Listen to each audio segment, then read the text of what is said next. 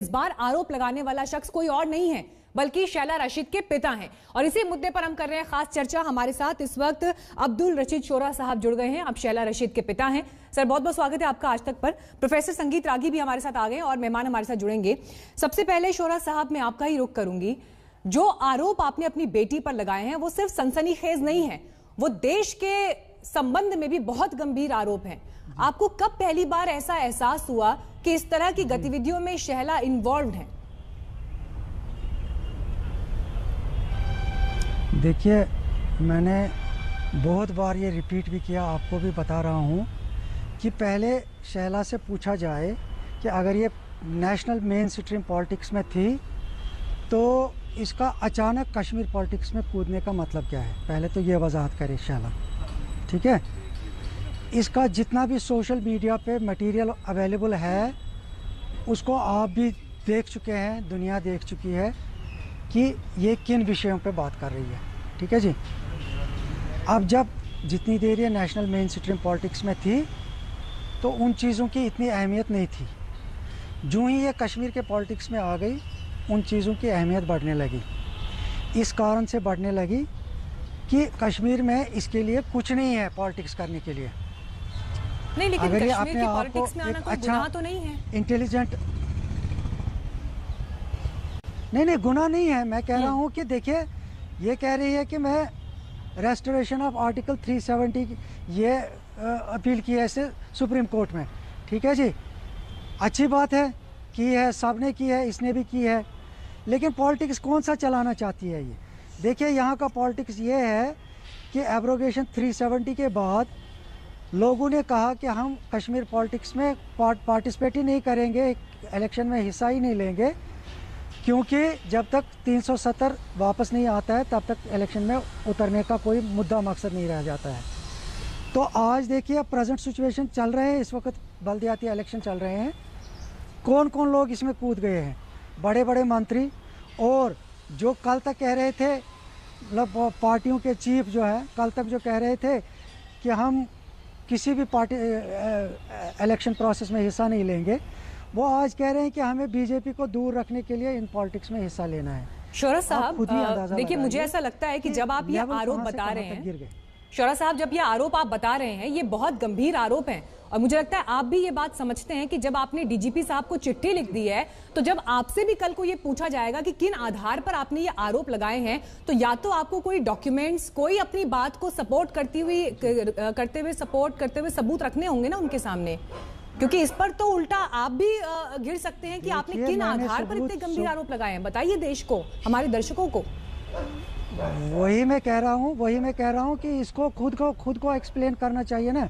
जिस पार्टी को इसने फ्लोट किया वो पार्टी है किसकी, उसके पैट्रोनाइजर कौन है, कहाँ से पैसे आते हैं, ये बड़ा देखिए। इन्होंने अपने एक कोर्ट केस जो इसने मेरे ऊपर कोर्ट केस लगाया है उसमें ये अपने आप को अनएम्प्लॉयड डिक्लेयर कर रही है, अपनी बहन को अनएम्प्लॉयड डिक्लेयर कर रही है, मेरे से कंपनसेशन डिमांड कर रही है उस केस में। अब इनके अकाउंट्स को आप देख लीजिए, मैं यही कह रहा हूँ, इनके अकाउंट्स को खंगाल लीजिए आप।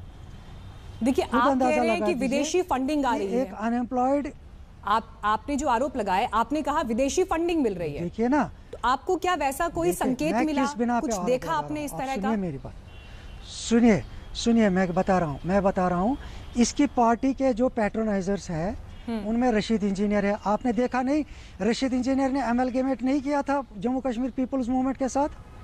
किया था कि नहीं? हेलो जी बोलिए। हेलो जी सर, हम सुन पा रहे हैं आपको, बोलिए। उन्होंने एमलगेमेट नहीं किया था रशीद इंजीनियर की? जी, उन्होंने एमलगेमेट किया था, दो पार्टियों का एमलगेमेशन हो गया था। और मैं कह रहा हूं कि मेरी जब पहली मुलाकात हो गई थी शैला के आने से पहले, वो ज़हूर वटाली और रशीद इंजीनियर के साथ हो गई थी। तो आपको नहीं लग रहा है कि मैं सीधी बात कर रहा हूं, कोई घुमा फिरा के बात नहीं कर रहा हूं?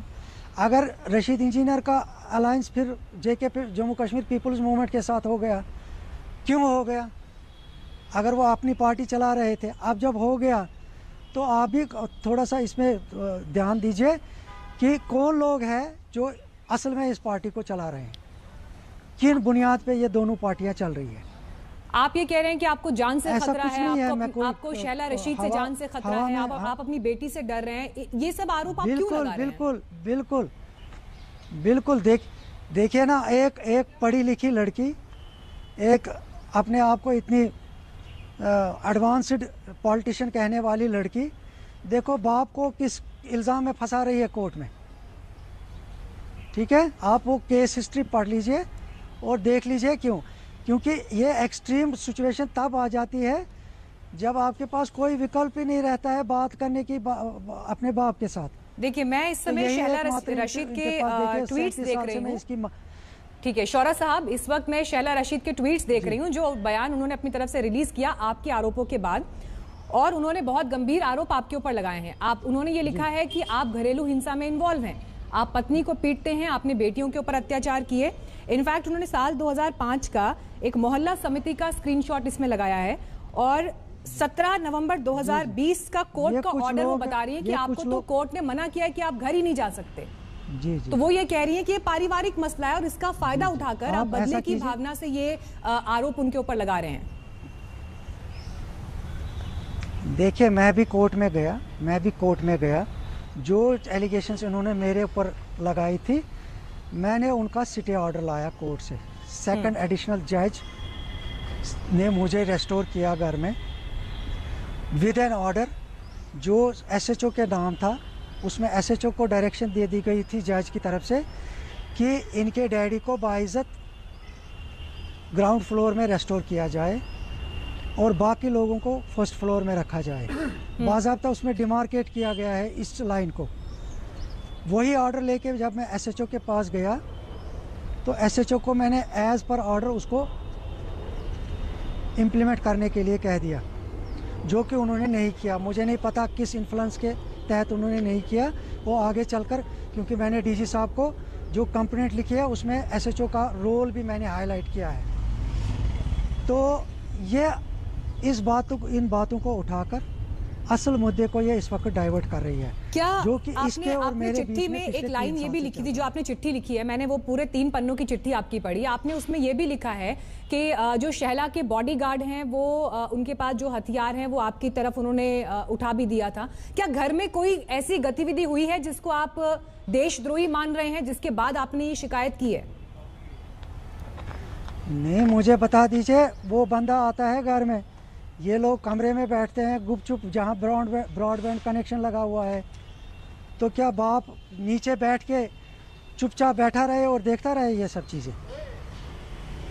कोई पुख्ता सबूत है क्या शौरा साहब आपके पास? सोचना चाहिए ना, कोई ऐसा पुख्ता सबूत, कोई डॉक्यूमेंट ऐसा, या आपकी जानकारी में कोई ऐसा तथ्य, आपको ऐसा फैक्ट जो इस इन्वेस्टिगेशन में अहम सबूत हो सकता है? मेरे साथ देखिए, मैंने आपको बार बार कह रहा हूँ, दोबारा भी कह रहा हूँ कि इसका जो पार्टी के अंदर रोल है, इसकी पार्टी के रोल को देखा जाए, इस पार्टी की बुनियाद को देखा जाए, जो लोग इसके पीछे हैं उनके आप रिपोर्ट देख लीजिए। देखिए, 2 लोग इसकी पार्टी के जो पैट्रोनाइजर 2 है वो इस वक्त एनआईए की कस्टडी में है। चलिए, आप ये तमाम आरोप लगा रहे हैं, लेकिन हमारे साथ ठीक है शौरा साहब, गेस्ट पैनल पर हमारे साथ इस वक्त प्रोफेसर संगीत रागी और सायरा शाह हालिम भी जुड़ गई हैं। आप एक्टिविस्ट हैं।